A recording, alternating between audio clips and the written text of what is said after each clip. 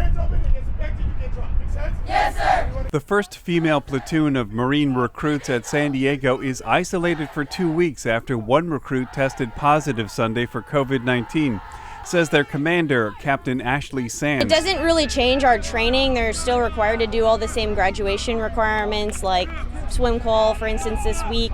Doesn't really have any major effect on our training. They're just required to stay in the squad bay whenever they're not conducting a physical training event. This first class of women is essentially a test of how the Marines will integrate men and women at boot camp as the last service to segregate women during their initial training.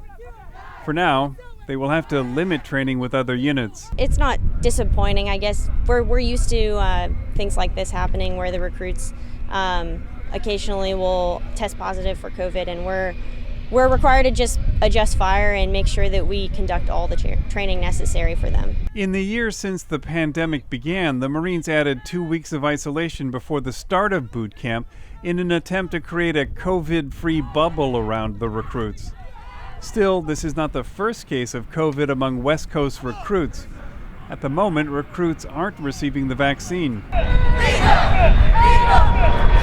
Tuesday, the recruits of Lima Company navigated the confidence course and pool exercises. Female Marines and veterans around the country are watching this first test of female recruit training in San Diego. Leah Booth is now a pastor in La Jolla. She went to the segregated boot camp in South Carolina in 2004 before serving 2 tours in Iraq as a crew chief on a helicopter. I'm going to have to rely on these guys out in the field. Why would you separate us in training? You know?